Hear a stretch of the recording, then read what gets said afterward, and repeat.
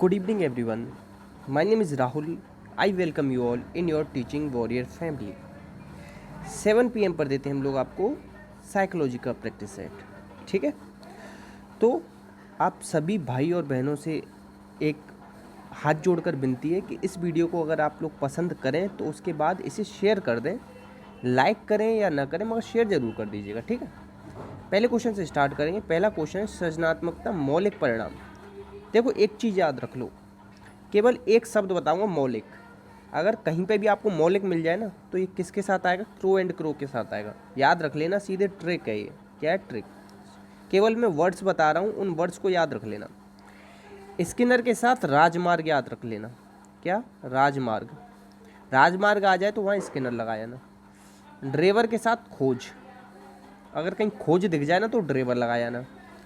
Ross की एक book है एमाइल. बहुत सारे लोग इसे इमली भी कहते हैं, एमाइल, मगर एमाइल है, EMILE. जो कि ऐसा क्वेश्चन है कि लाइफ टाइम जब तक साइकोलॉजी रहेगी तब तक ये क्वेश्चन पूछा जाएगा, तो इसे कॉपी में लिख लेना.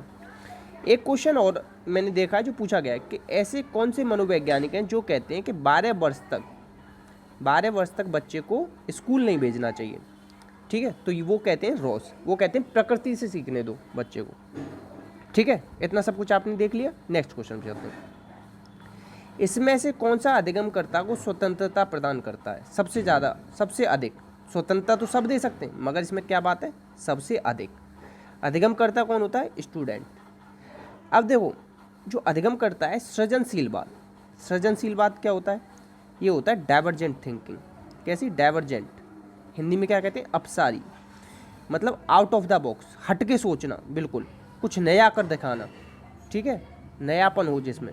तो ये जो होता है ना, ये बच्चे को सबसे ज़्यादा स्वतंत्रता देता है. और इसके ना 4 स्टेप बताए जाते हैं. सृजनात्मकता के कितने 4 स्टेप हैं? 4. पहला है कौन सा?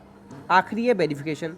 उससे पहले है इम्प्लीमेंटेशन, इंक्यूबेशन, और सबसे पहला है कौन सा? बताओ आप लोग, याद आ रहा है कुछ?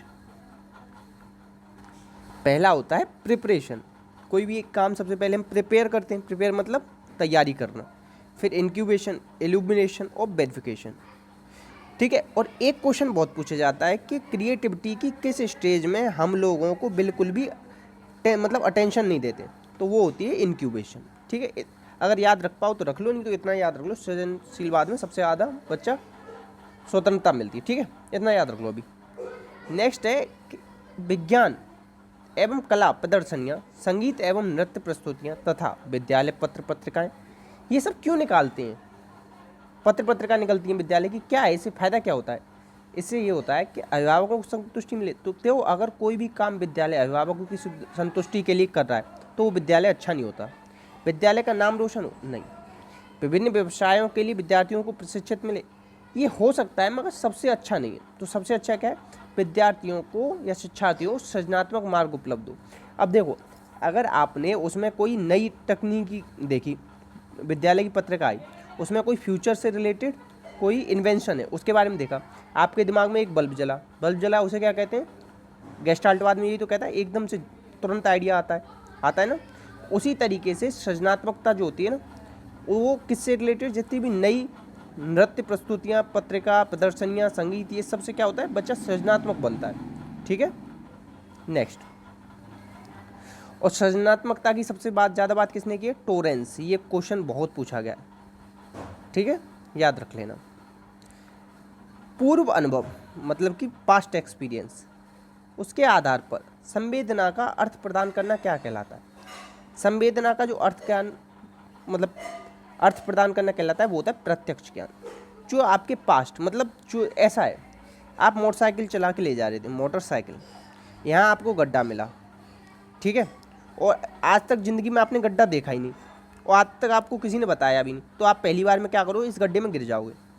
मगर जब दूसरी बार जाओगे, क्योंकि वो पहली बार का आपको एक्सपीरियंस मिल गया है, या किसी ने आपको बता दिया है, या आपने टीवी पे देख लिया है, या आपने कहीं सुन लिया है, तो आप क्या करोगे? ऐसे जाओगे, फिर ऐसे बच के यूँ निकल जाओगे. ऐसे तो जो आपको पूर्व अनुभव होते हैं ना, वो क्या होता है? आपको प्रत्यक्ष ज्ञान होता है. क्या होता है? प्रत्यक्ष ज्ञान. ठीक है, याद रखना. नेक्स्ट, इसमें ऐसे कौन सी सृजनात्मकता की विशेषता नहीं है? वही सृजनात्मकता जो आउट ऑफ द बॉक्स अपसारी चिंतन। मगर एक चीज़ और साथ में याद रखना, अगर पूछे गिलफोर्ड ने सृजनात्मकता किसको बताया, तो गिलफोर्ड ने ना उल्टा बोला है। क्या बोला है? उल्टा। ये होती है सृजनात्मकता, तो और एक होती है अभिसारी, ये होती है बुद्धि के लिए। तो गिलफोर्ड ने जो सृजनात्मकता बोला है ना, वो अभिसारी को बोल दिया है। ठीक है, इस चीज़ को भी आप याद रखेंगे। अब साथ में ये बताना है सृजनात्मकता की कौन सी विशेषता नहीं है। देखो, मौलिकता होती है, उत्पादकता होती है, नवीन ज्ञान की खोज होती है, अब परिवर्तनशीलता नहीं होती। जो सृजनात्मकता होती है ना, वो परिवर्तनशील होती है। तो आंसर हो जाएगा सी।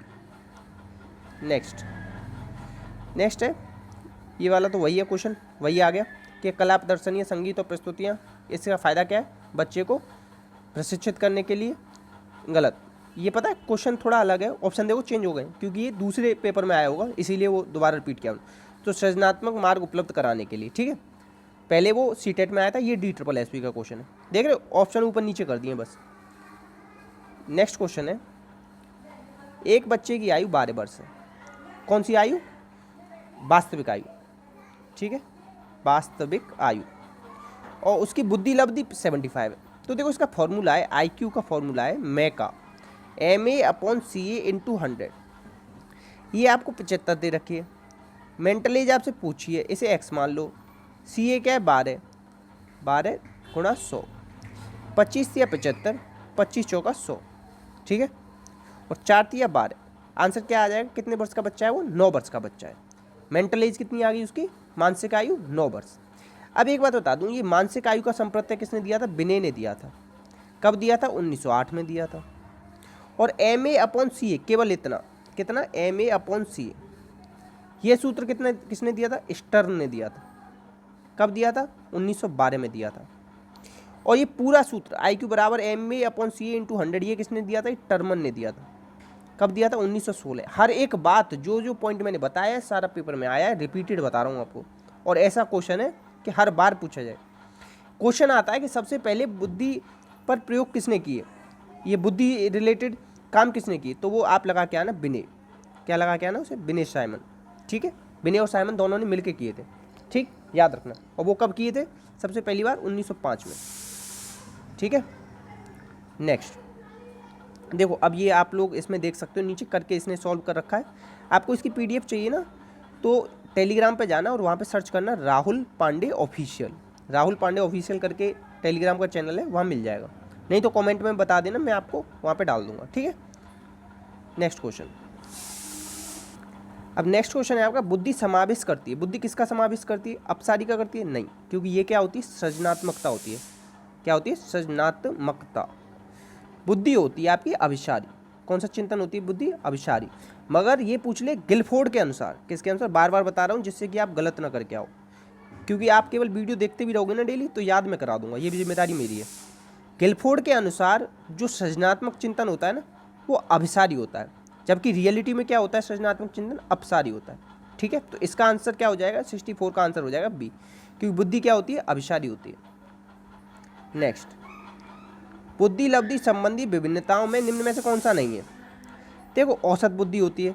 औसत बुद्धि कहाँ से होती है? 90 से लेकर 110 तक होती है। बुद्धिमान क्या होता है? सबसे ज़्यादा बुद्धिमान वाला होता है 140, जीनियस बच्चा। मंद बुद्धि क्या होता है? जो भी 90 से कम होता है ना, वो सब मंद बुद्धि में आता है। तो कला में रुचि, ऐसा कुछ नहीं होता। तो 65 का आंसर क्या हो जाएगा? सी। ठीक है, नेक्स्ट, इसमें से कौन सा बौद्धिक वातावरण को प्रभावित करने के लिए सबसे महत्वपूर्ण कारक है? तो बौद्धिक वातावरण कौन सा? दिमाग की बात हो रही है कि दिमाग के बात मतलब दिमाग को आप और ज़्यादा, मतलब आपका सोचने का नज़रिया बढ़े, आप अच्छे तरीके से आपका दिमाग डेवलप हो, तो इसके लिए सबसे ज़्यादा इंपॉर्टेंट जगह कौन सी? तो इसके लिए विद्यालय का वातावरण। वहीं जाके तो हम बहुत सारी चीज़ें सीखते हैं। ठीक है, तो इसका आंसर क्या हो जाएगा? ए।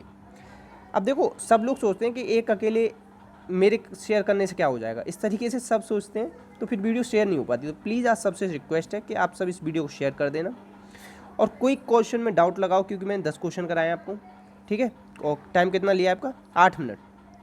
तो 10 मिनट समथिंग में मैं आपको 10 क्वेश्चन करा रहा हूँ, विद एक्सप्लेनेशन करा रहा हूँ। पसंद आ रहा हो, PDF चाहिए हो, या कोई टॉपिक पढ़ना हो, तो वो सब आप कमेंट बॉक्स में लिख देना, अगर कोई टॉपिक भी पढ़ना हो तो। ठीक है, या जो भी आप मेरे से चाहते हो कि मैं आपकी कैसे मदद करूँ, वो सब कमेंट बॉक्स में लिखो, और इस वीडियो को प्लीज़ शेयर कर दो। ठीक है, इसी के साथ अपना और अपनों का ध्यान रखो। जय हिंद, जय भारत।